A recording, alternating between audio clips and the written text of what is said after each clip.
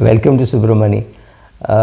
We all hate criticism, isn't it? Whether it is your parent criticizing you, whether it's your spouse, whether it is your children, whether it's your friends, whether it is your investors, whether it is the people for whom you are managing the money, or whether it is for people who have invested in your company, right? We want praise from everybody for everything that we do, and we don't like to hear anything negative. Now, because we don't like to hear anything negative, we find it difficult to say no to most things, right? So when somebody comes and says, why don't you buy this, we tend to buy it. Especially if the amount of money is small, we tend to buy it because we don't want to offend we don't even want to offend the kid who is selling flowers in the traffic, right? So there are times when I look at the kid and say, how much are you going to sell today? So take this money, give me the flowers. So sometimes you do that, not because of anything else, but because we want to always look good and feel good in our own head, right? In our own head, we don't want to hurt the person.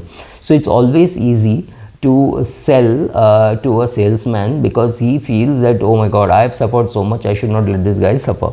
So for most people, if you see, the sales that you do to sales people is easier than the sales that you do to non-sales people. A non-sales person will ask for more evidence and he will say, oh, this is not true, that is not true, this is happening, that is not happening. Even though you tell people that, look, your investment behavior is far more important than all the analysis that we do.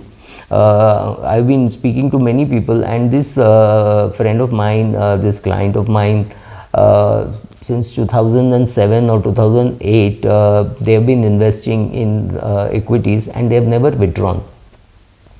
The fact is, it's been a bull run since 2008 to 2023 is definitely a 15-year bull run with sharp, deep corrections in say 2019, 2020. But if you slept through it, you did nothing. You did not invest more, but you did nothing. Then you've got a reasonably good return, and if you're constantly comparing that to the bank return that you have got, then you have not done too badly. But then for that you need one very important skill, whether as an investor or as a venture capitalist. One very important skill is the ability to say no. Because once you have money, whatever, whether you want to invest in direct equities, in mutual funds, or as a VC, or as a angel capital, every day somebody comes to you with something, right? You're inundated. That's the word I was searching for. You're really inundated with offers saying, why don't you look at this investment, this is great, this company has done well, this is the promoter, etc., etc. And all of them look good. Believe me, all of them are very impressive. Young boys and girls in their 20s and maybe 30s coming out with projects. Every project looks good, right? The question is, how many times do you say no? That is the muscle to be exercised. You have to constantly keep saying no, whether it is your relationship manager who is trying to sell a ULIP to you, or whether it is a relationship manager trying to tell you that, oh, you have money in your debt fund, but don't remove from there, because today if you put money in your debt fund, the interest or the increase in it, the increase in NAV is going to be taxed as regular income. So don't remove money from your debt fund. You might as well borrow 15 lakhs to buy your car.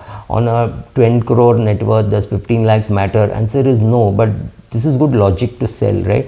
So the question is your ability to sit, analyze and say, no, I don't need to borrow when I have my own money, immaterial of whether it is lying in equity or lying in debt.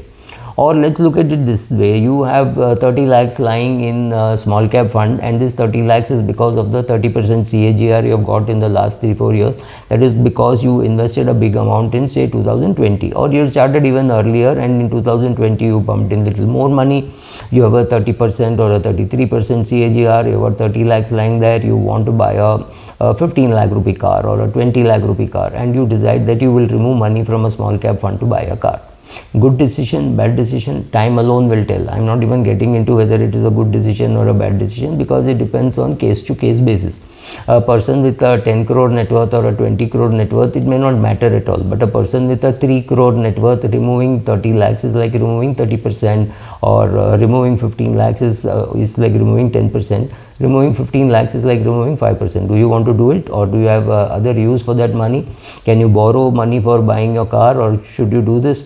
difficult questions, difficult questions to answer. But saying no to many such opportunities is very important, especially if you are funding startups, because every startup is impressive. They take you to a place, they show you their office, the office is not too great, or they come to your office, they show you the proposal, they feed you and maybe tea, coffee, food, whatever. They show you projects, they're very enthusiastic. There are 3-4 people in that team. You're sure that they will stay together and create that product, and in the long run maybe make money. But you are not today willing to look at a project which may take 10 years because you are running out of your own time. You're 65 years of age, you don't want to put money in that. You say no, this does not suit me. Right? Sometimes you say it does not suit me, sometimes you suggest a different approach to it, right? So you do that, but the skill is in saying no. Sometimes you say, look, I think your project is very good, but I can't afford it. I am not interested because I can't participate with you, whatever reasons. But the ability to say no for investments, for a ULIP or any of those things, it's, you have to keep developing that art. Why don't we like to say no? Because it feels like a rejection. So a salesperson will find it more difficult to say no. So there are salespeople who come and say, look, this friend of mine has joined this startup and she wants me to invest 50 lakhs. She wants me to input 1 crore in that fund, and she's in that company, and she's very confident that it will do well. She's the CTO there, she's a co-promoter, she's an employee, etc., etc. So last time when I traveled, I met with the others, and this is the proposal that they have. What should I do? So I tell them, maybe a great project, maybe fantastic, superb, but it may not suit you, right? So the need to say no is not always from the project, whether it is good or no. But if your net worth is 5 crores, putting 50 lakhs in one startup may not make too much sense, especially if you're 55 years of age and you don't have enough time to recover that loss, and some financial planner of yours has said he would require 4 crores for investing. Do you have enough capacity to take risk at that stage? No. So it is not about the project being good or bad, it is about your own risk profile, right? So all these things have to be considered before you say yes. Saying no is easy. Saying yes is also easy, and saying no means you don't have to think beyond it. If you have to say yes, you have to think a lot more. It's just like marriage, right? You may see a few girls, but you get to marry one, right? That's what you will do. It doesn't mean you've seen 4 girls, you're going to marry all 4 of them. You're going to marry one. So even while investing, you have to be extremely careful, and you have to say no enough number of times before you hit the right investment. And that temperament has to suit you, that risk profile has to suit you, that business has to suit you, the business has to be good. All those things have to happen before you say yes. The other way to look at it is to say, okay, I don't really care, I'll put so much money in an index fund that I'm protected against inflation. I'll put some money in a debt fund or in an hybrid fund which is taxed like debt, and I will stay invested in it long enough, and I have so much money, and I have 0 liabilities, and I have a huge time frame, a longish runway, so I can put money. Yes, that is the way you assess your own ability to take risk, with the risk in that project and whether the project will do well. Only when all these boxes are ticked can you say yes. So exercise your no saying muscle. It's not easy, and especially for salespeople, even more difficult for investment people. I find that they also say yes very easily. So be very careful about saying yes. Saying no is difficult, saying yes is also difficult, because yes could lead to difficulty at a later stage. No could lead to difficulty in terms of missed opportunities. So all these things are there.